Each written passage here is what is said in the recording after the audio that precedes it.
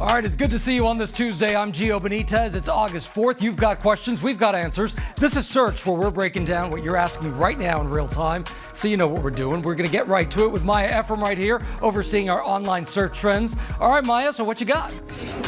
Hi, Gio. Newly introduced evidence took center stage in Massachusetts for the Lindsay Clancy murder trial. She's accused of killing her 3 young kids, and as we've been reporting, she has pleaded not guilty.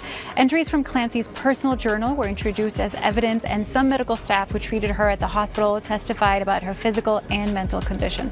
Searchers are looking for videos and recaps of the testimony and looking to read excerpts from her diary.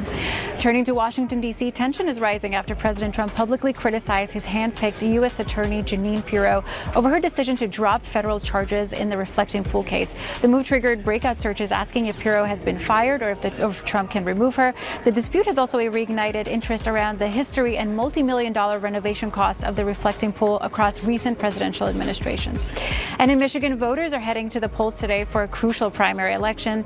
The race trending most heavily in search is the Democratic Senate primary, where searchers are comparing progressive leader Dr. Abdul Sayed against Congresswoman Haley Stevens. People are looking up campaign endorsements, AIPAC funding details, and the candidates' political backgrounds. All right, some big stories there. Maya, thank you so much. We'll check in very, very soon. But we're going to dive a little deeper now into the story that you can't stop asking about, and it's the Lindsay Clancy murder trial. It enters its second week of testimony. We've got our legal analyst, Brian Buckmeyer, here with the latest on all of this. Brian, my friend, it is good to see you. So tell us, who was on that witness stand today?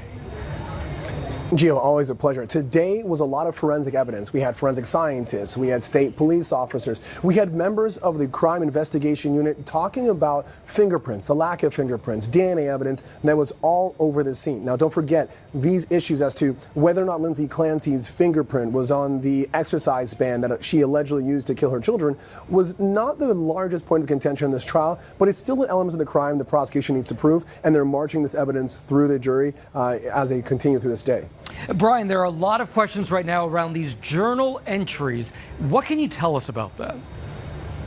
Yeah, so in terms of big headlines, quotes like "I feel overwhelmed," "I feel like I'm drowning," or "I'm underwater" were some of the things that we heard from the journal entry. Now, both sides are using these for their different purposes and different arguments. The prosecution is making a point to show that she is meticulous, that she is scheduled, that she knows what's going on, and therefore her claim of insanity or lack of criminal intent or mens rea should not be believed. But the defense instead are looking at these words and showing a woman in desperate need of help, someone who is not feeling right within their own skin or within their own mind, and making the argument that the treatment that she was getting was not sufficient, and that's what led to the death of these children. Brian, there are a lot of questions right now in searches about the condition Lindsay Clancy was found in at the time of these alleged murders, including her body temperature, and I find that really interesting. Why is that popping up? Yeah, so the body temperature one was interesting, but it's still a part of her overall condition that she was found in. We heard a lot of this testimony yesterday about individuals who treated Lindsay Clancy. We heard about some of those superficial wounds, not only to her wrist, but also to her neck. Don't forget there are allegations that she tried to cut and harm herself before jumping out of a second-story window where she was left paraplegic or lost her ability to walk. She's sitting there, as you can see in the screen there. So there's a lot about her injuries and whether or not this was truly a suicidal attempt, as the defense is trying to argue that she's not in her right mind and therefore they can carry over that argument to the children, or if this was just a part of a plan and she might be faking it per se. Well, and that's what I'm going to ask you about, because her mental state, that's obviously something that people are asking about. Yeah, and we haven't got there yet in the case. That's probably going to be the biggest part of the case, because we've heard about the mental aspect of how this is affecting her case. Was she, in the point in time when she allegedly killed these children, in the middle of some sort of psychosis, specifically postpartum psychosis, where she could not conform her actions to the right actions or could not appreciate or understand the wrongfulness of her actions? I think that's going to come later in the case. That's going to be the battle of the experts that ultimately, I believe, will decide this case. But so far, we're seeing forensics and more about her physical condition in these past witnesses. All right, legal analyst Brian Buckmeyer, it is great to have you here. Thank you so much. We will check in very, very soon on that case. But we are going to turn now to the latest on President Trump's reaction to the Justice Department dropping vandalism charges connected to the reflecting pool. And Alex Mallon covers all things DOJ for us, and he joins us now. Alex, it's good to see you here. So let's talk about these charges. Which ones were dropped, and what has the president been saying?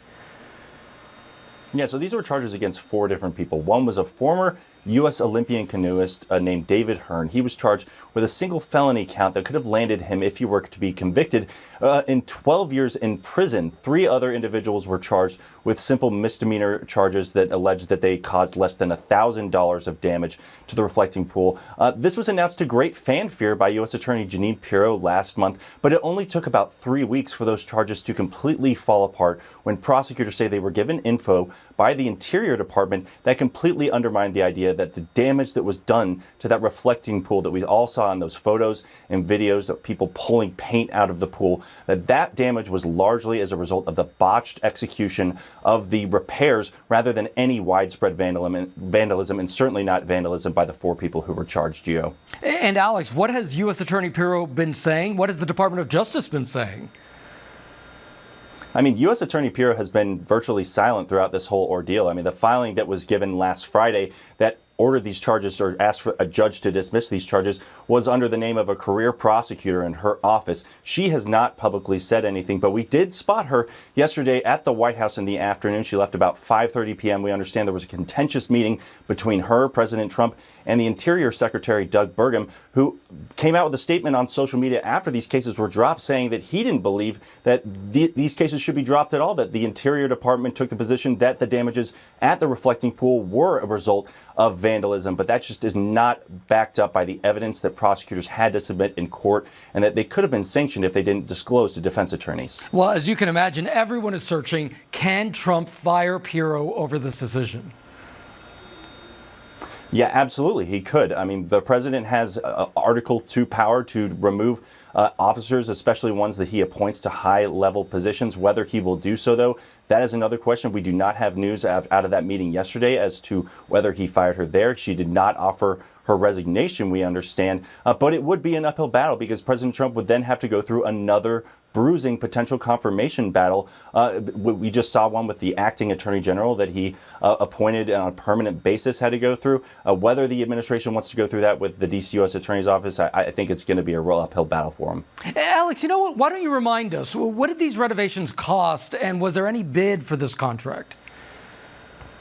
Yeah, I mean, this was supposed to be a relatively minor update. I mean, in terms of cost, it started, I think, around $4 million was the estimate. It ballooned to over $14 million by the end after they had all of those awful repairs that they had to conduct and redrain the pool, essentially. We don't actually have a final price tag. They're still in the process of refilling the pool and figuring out how they're going to, again, make it that kind of American flag blue color and restore it to what it was when they initially filled it up. But again, yeah, this has just been a costly and embarrassing ordeal for the administration, and one that defense attorneys in these cases say that their clients were targeted because this was such an embarrassing episode for the administration. Alex Mallon covering all things DOJ for us. Alex, thank you so much. All right, time to tee up tonight's crucial primary election out of Michigan, and we've got our political director, Avery Harper, right here, keeping tabs on all of this. Avery, it's good to see you here. So let's look at this because searches are trending right now. They're trending towards the Democratic Senate primary between Abdul Assayed and Congresswoman Haley Stevens. Tell us about this race. So this is a really important race for Democrats. It is a must-win race if they want to take control of the Senate. In order for Democrats to take control of the Senate, they have to not only win 4 seats, but they have to hold every single seat that they already have. And this is one of those. Abdul Assayed is a progressive. He is somebody who campaigns on getting corporate money out of politics, on on abolishing ICE, on Medicare for all, whereas Haley Stevens is someone who is more moderate. She has establishment support. She's pro-Israel, and she's received a lot of money from pro-Israel groups to boost her campaign. So what are their backgrounds? Who's backing them? So in terms of their backgrounds, Haley Stevens is a current an incumbent congresswoman in a district just outside of Detroit. She is someone who has experience working with the Obama administration. She helped on the auto industry bailouts during the recession in the early 2000s. And she is someone who has really championed job creation and that sort of thing. She has the backing of the Democratic establishment, the current governor of Michigan, Gretchen Whitmer, the person who currently holds the seat, Gary Peters, and a lot of other establishment support. Whereas Abdul al-Sayed, he is a progressive. He is someone who I first came in contact with as a surrogate for Bernie Sanders back in 2020, and he has the support of progressive heavyweights, of Bernie Sanders, of AOC, of Elizabeth Warren, and that's the energy that he is hoping to be able to galvanize in order to win tonight. Well, you were saying how important this election is. We are heading into the midterms, right? We're getting closer and closer into the midterms. So what will this tell the Democratic Party ahead of those midterms? I think this will tell the Democratic Party where the energy is. But the argument that folks are having is about electability. If Abdul al-Sayed wins, there are a lot of critics who say that it might be difficult for him to win in a battleground state like Michigan. Even the GOP opponent, Mike Rogers, he has openly said that if Abdul al-Sayed wins, he thinks that Republican chances are good. Whereas if Haley Stevens wins, that is a boost to the argument that moderates are the way to win in Washington for Democrats. But it remains to be seen whether or not she's going to be able to galvanize the Democratic base in the ways that we've seen Abdul al-Sayed already able to do during the primary election. And we know you're going to be covering it all right here on ABC News Live. Avery Harper, thank you so much. Thank you. All right, so we just ran through your top searches, but what else is on that timeline? Let's get right back over to Maya. All right, Maya, so what else is trending? Gio, people across the country are turning to search on news that Walgreens is closing stores nationwide. The pharmacy giant is continuing its multi-year downsizing efforts, but it's not closing as many stores as the retailer originally planned. In 2024, the company said it would close approximately 1,200 locations. Last year, it said it planned to make 500 cuts. Now people are searching for the latest on the Walgreens near them. And finally, it's National Chocolate Chip Cookie Day, and as it always does on these National Food Days, people are looking for freebies, sweet deals, and the best classic recipe to mark the occasion. So if you need an excuse to treat yourself today is it. I am not ashamed to say I had 2 cookies today. I hope Good. you did too. Go get it. All right. Maya, thank you so much. All right, coming up here, one search always leads to another. We've got that trending topic, but that is just the surface. Companies are going all in on AI with a budget to match. It's a spiral, and it's next.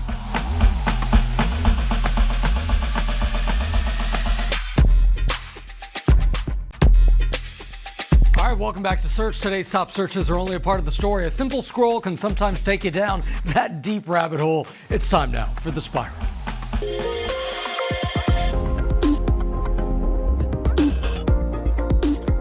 Okay, so it looks like you can't stop asking questions right now about artificial intelligence, as you can imagine. So we're following your clicks and curiosity. It looks like you want to know more about how much companies are actually spending on tech and what to know about how it could impact the everyday person. So let's break that down. We've got Mike Muse up first, then Ed Elson is also here. Thank you both for joining us here. Okay, so let's start with Mike Muse on the boom in AI spending. So Mike, give us a quick lesson here on what AI spending is and what companies get when they invest in the tech.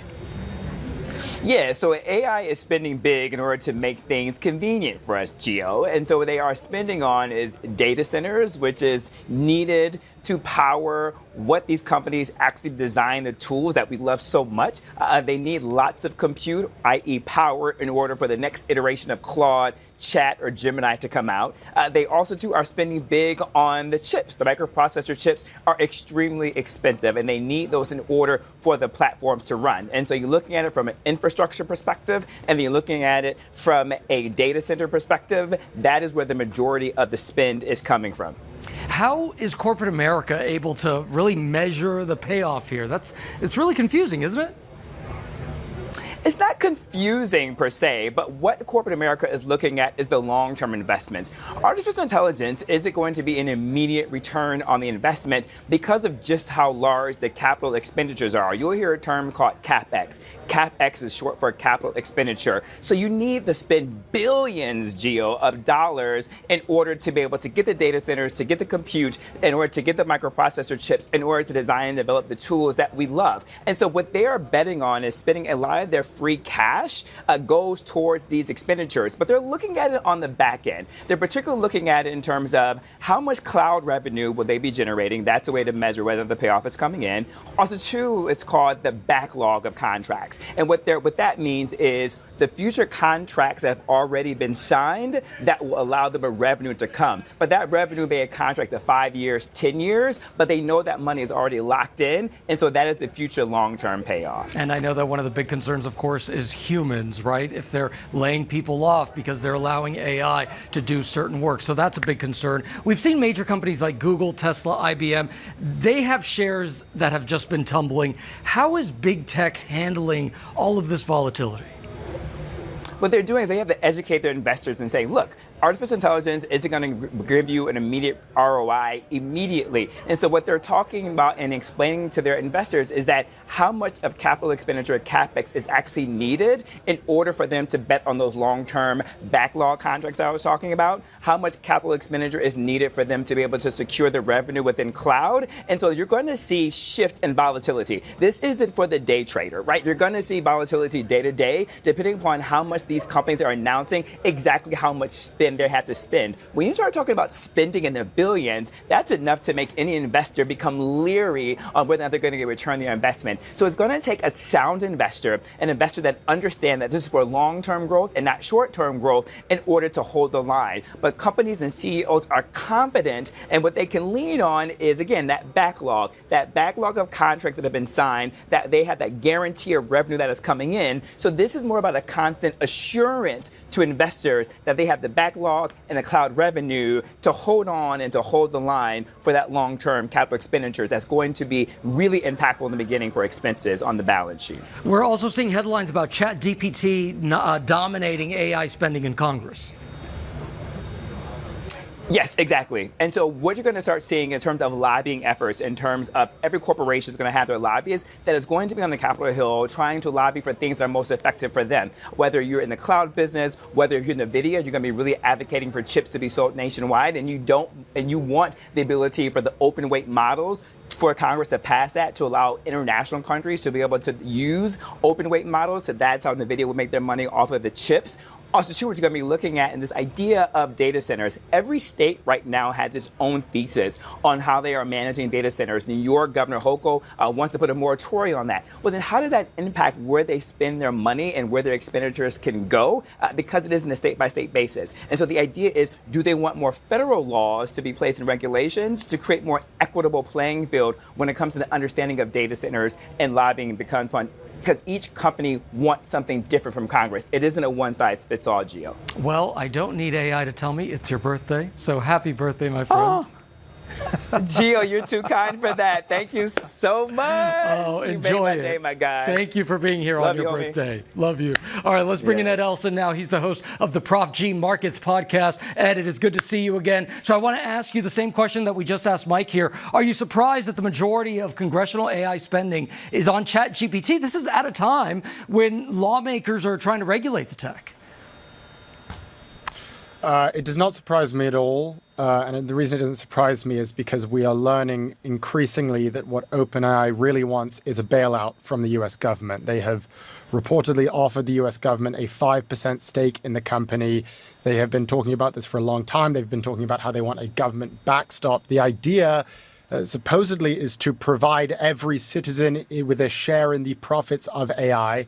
That is the concept. The problem is OpenAI has no profits.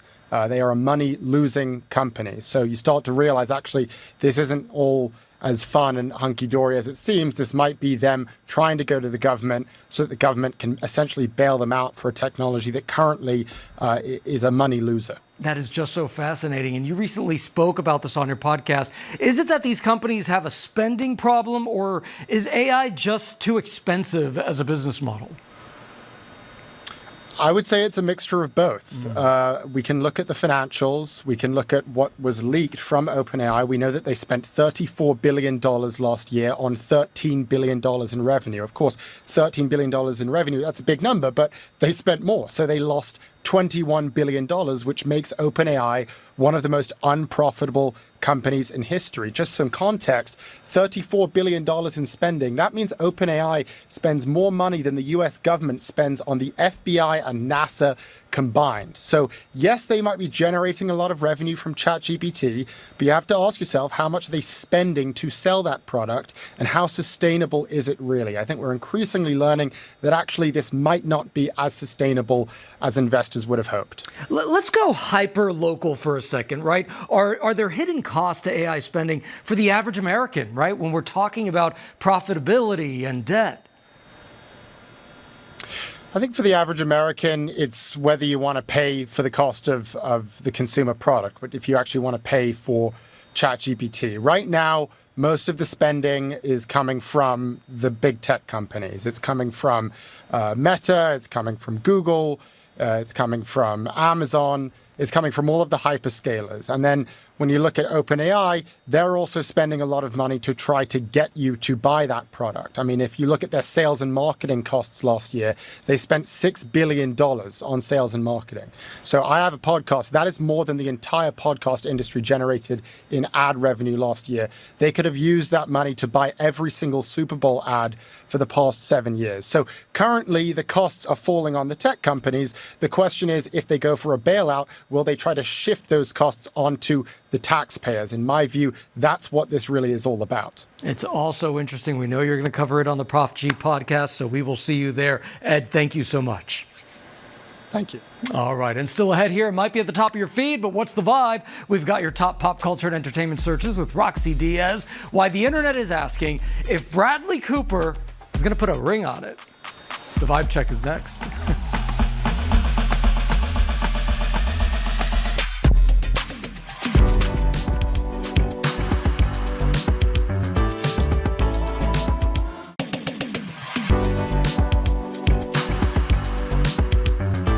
Okay, it's time now for our vibe check, a look at what's buzzing in entertainment and pop culture. And you know who's here, our girl Roxy Diaz, joining me now for more on what's trending on your feeds. Hey, Rox, what's the vibe?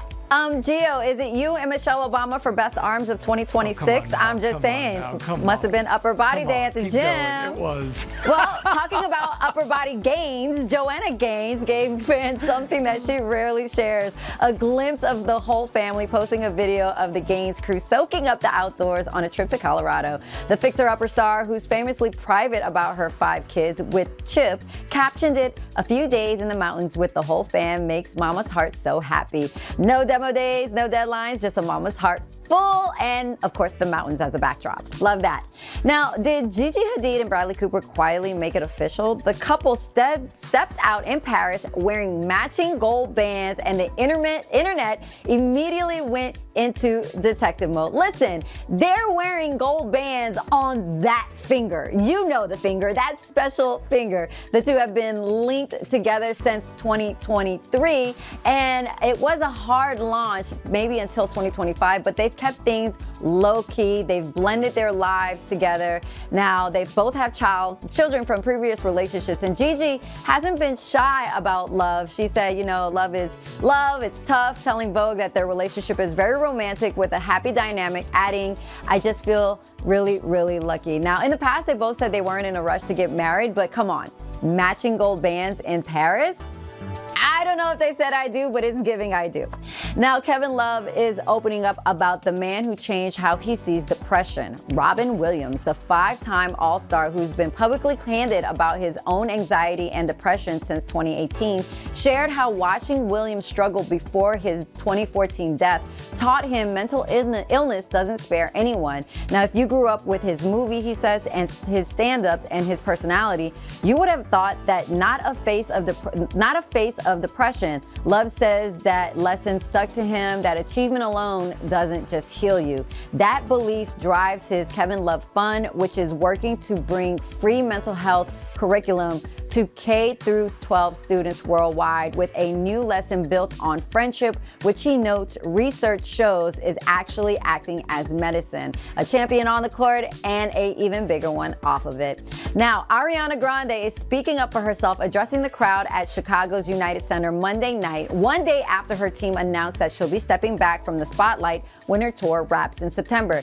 The announcement was made yesterday, and of course, it wasn't something that she thought was impulsive, a thing she told the fans, revealing that it was a plan that she quietly made a long time ago from a thoughtful and empowered place. Then came the line the internet can't stop sharing after she heard fans worried about negativity, that it was ruining things for her. She pushed back on that and she said, multiple things can be true at the same time. Boundaries need to be set.